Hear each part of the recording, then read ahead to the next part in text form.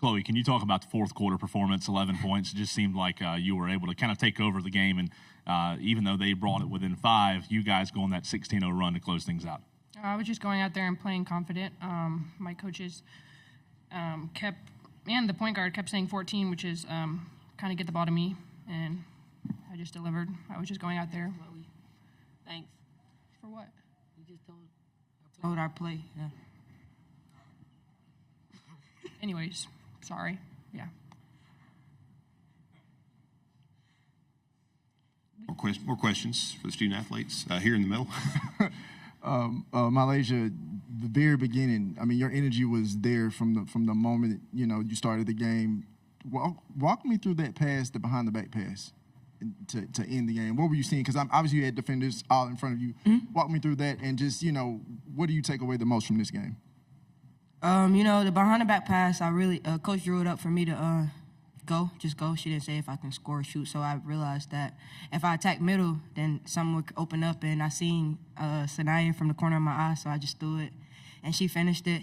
And, just throughout the game, I was just thinking like a win, like I can just help my team do what I can do to help my team win. That's what I need to do. I feel like that's what I went out there and did. Here in the front, Cora. MiLaysia, when you guys started that 16-0 run, Chloe had the first 7 points of that when Vanderbilt had just cut the lead to 5. Just how important is it to have Chloe as that go-to player for you guys, and what do you think of her performance on the stretch today? It's very important. I mean, to play with a player like Chloe is great. Puts a lot of less work on you. So I feel like when Chloe's winning, when Chloe's doing good, it motivates all of us to want to do good, and it motivates the post players to do whatever they can do to help her succeed. So I feel like when Chloe's playing like that, we're a real hard team to beat, and I'm proud of her. Chloe, not at your home gym, but obviously the crowd a big factor. How important was that for you guys today? It's amazing having all those fans out there supporting us. They're so loud, and, always helps us. On the left. MiLaysia, I just wonder, your bench outscored them 33-4, and there's a lot of girls that are on the bench or start on the bench and probably could start somewhere else.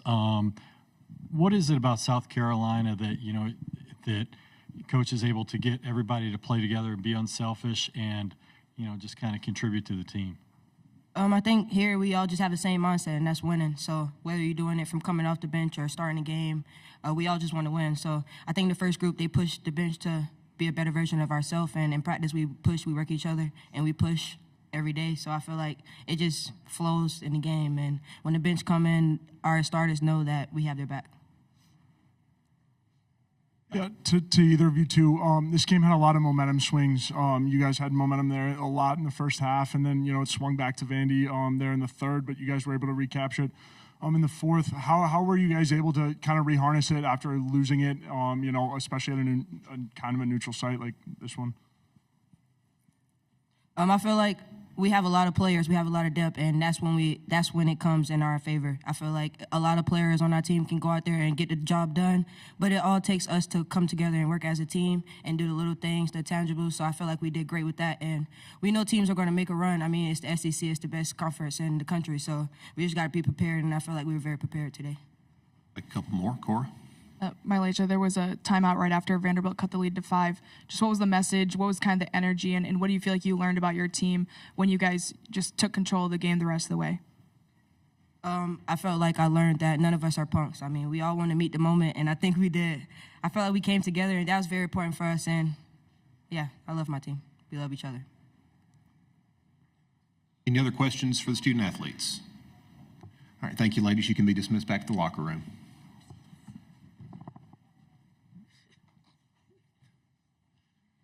Now we'll take questions for Coach Staley, over here on the right.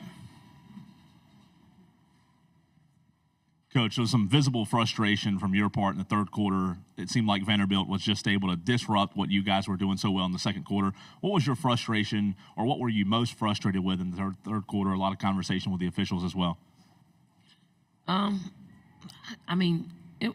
was on us. We did not make good decisions out there, and a lot had to do with what Vandy was doing to us.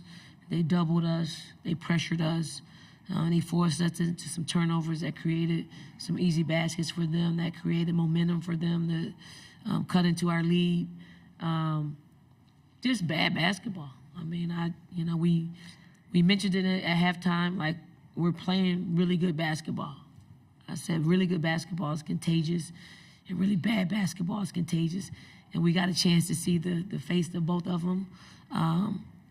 Part of that was because of what Vandy was pressuring us to do. Part of that was just decision making, playing a little bit faster, which probably Vandy had a lot to do with that. So I was happy that we could get a unit in there that could just play well together on both sides of the basketball. And it took us a little bit of time to figure out what unit that would be. And here, Elena. The timeout at the end of the fourth quarter, then you guys went on the 16-0 run. Just what was the conversation like with your team in order to close out that game? I don't even remember what I said. It was about making plays at that point. It was about shoring up how we wanted to defend the ball screens. It was making sure that we were running sets that get the hot hand the ball, which was Chloe. And then we allow Lay to get the ball on the open floor and pretty much play make. And fortunately for us, it worked out. In the front. Chloe really became that go-to player for you guys, even in the third quarter. I think led you with 6 points. Just what did you think of her performance today, before the press conference, and how important was that for you guys? This is really who Chloe is. Starting to play very consistent basketball. She wants the ball in her hands. She wants to be a playmaker. She wants to be the one that can score it or dish it to a teammate. I thought her teammates did a really good job at finding her. I thought she did a great job at just making a play. We called her number, and she delivered for us. I would imagine that this is kind of how she envisioned her entire season going, but it didn't go that way. It was a little bit up and down, inconsistent. But Chloe's strong enough mentally, physically, to be able to handle, the rigors of this league. No one's going to just kill it every single night. But if you don't have the mental fortitude to stay with it through the ups and the downs, you won't see consistent play like this at any point in the season. Front left. Don, as I was asking Malaysia, there's a lot of girls on your bench that could start other places. I'm curious, in the recruiting process, like what type of a person do you have to get to kind of fit into that team mentality? And then part B of the question is, when you have that much talent, is it hard to find the right five on the floor some nights? We're pretty honest throughout the recruiting process. We don't tell anybody they're going to automatically start, because we don't know what that looks like when they make, when they make the transition from high school to college. And we choose people that want us. Like, there's something about us that they like, and that is the very thing that continues to drive them while they're with us. Like, it's always, if you're having a bad day, why did you decide to come here? And then it helps you get over your bad day a little bit easier, right? And we're just completely honest, and we are look, sound, feel. Something looks, sounds, or feel off, we're going to address it. If it looks, sounds, or feel great, we're going to promote it. And I do believe we know what to say to our players that will allow them to grow. Yes, they may be angry in 1 minute, but we get down to why. Like, why are you angry? And then we talk about that. We break it down. We do it time and time again, so they'll understand that we're invested in them as whole people, not just the basketball part of it. That's the easy part. That's really the easy part of it. But yes, it's hard to find a unit. It really is. Who can finish it? Like, we just played Kentucky on Sunday, and it was Pau, Lay, Tessa, Chloe, and Fagan that finished the game. They played the entire fourth quarter. And we sat out a senior on senior night, Breezy Hall. Does she feel a certain type of way? Yeah, she's a competitor. It's her senior night, last regular season game. You know, but you talk to her. You just say, hey, 90% of the time you've been in the game. That's been you, the unit. They understand when we have a unit out there that's playing well, we're gonna continue to play it until the cows come home, and it's just communication. Like if I don't say anything to Breezy, she might hold on to that for the rest of her life and remember that. When if you just address it, she can get over with, and then she can finish the game like she did today for us. Right. In the middle.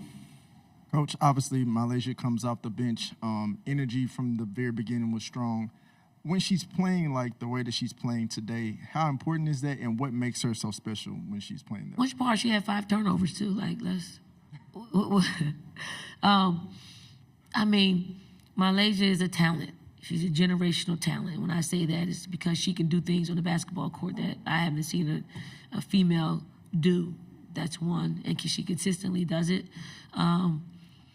When she is got it going on, again, she pushes tempo. Where her speed is, to me, is her superpower. No one on the court, can keep her in front of her. When she's got it going on, when her three is falling, when she's able to just creatively put on display her talent, she gets a little, hyper with it. She gets a little degree of difficulty, when it's not called for. You got to give her that space to do that. And I just want to add sometimes a simple pass will do in some instances. Sometimes like the behind the back pass, that was really the only pass that she could deliver the ball. And I know that because I've done plenty behind the back passes. You put yourself in a position where the only thing you could do is dump it off to somebody in that way. She has that ability to do that. I'm glad that Sanaya Fagan made it, because Lay would have probably been mad about it and let her know about it in the locker room. But she's a talent. Like I actually love being able to be on this journey with her, because it's teaching her to understand. Like she's got an incredible hold on our team. And it could be good or it could be bad, but she's got power in that. And I want her to always understand that power, because it can go either way. So we're just trying to foster that to just only be good. And that's a process for young people. It's a process for young, talented people, because sometimes they don't get it. They see things that other players don't see. And when you can't deliver like she delivers, you sometimes have an issue with that. But she sees things out there that no one else sees. So she's got to train people to play with her. Take 2 more. We've got one in the middle row in the back and then in the front. Yeah, Coach, 58 points in the paint. How crucial was it for you guys to take high percentage shots in game 1? It's key. It's key for us. It's key for us, and it's key for us to do it at a high clip. You can get point paints, but if you're shooting them at a low percentage, you're not going to win basketball games. So for us, key, especially with a team like Vandy, who, they are small. They're very talented, but they're small. So we wanted to make sure that we really attack the paint through our bigs and through our penetration, because we felt like that would give us an edge. Right, last one here in the front. Don, you bring up an interesting point about keeping everybody happy and being able to manage people and their thoughts. How much of your job is not necessarily X's and O's, but being aware of, I need to be thoughtful of this person, or I need to coach this person up in this direction so they can feel this way and understand? That's got to be exhausting. Very much so. But, you condition them. It's hard in the beginning to work through that, because they don't quite understand what you're trying to do. They just think you're resisting, whatever they want to do. But I'll say this: we have really good parents. We have really good players that that they allow us to invade that vulnerable space because they know, they see it with they see it, they've seen it, over the years.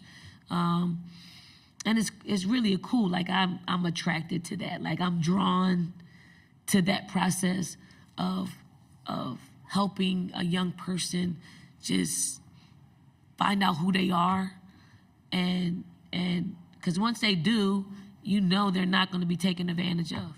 So I'm glad I get a chance to just kind of mold that at this stage of their lives. And my last one, you're 16-1 in the SEC tournament in Greenville. What kind of advantage is that for you, and how does it help in preparation? Why you bring that up now? The coaches are going to want to move from Greenville. We've had really good teams. Is it advantageous for us to be here in Greenville, South Carolina, as representing South Carolina? Yes, it is. It is because our fans come. They buy their tickets. They buy their tickets though. It's not like we're giving tickets away.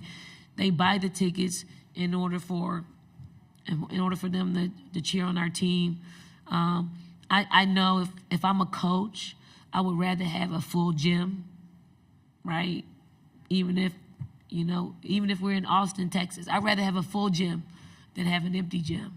I think our game has grown to the point where Greenville has been a location that everybody can get to. And the city's great, the arena's great, the people here are great. Like, I'm happy that we're hosting in South Carolina because now, everybody else in the SEC sees what makes South Carolina great, and it's its people. Thank you, Coach. Thank you.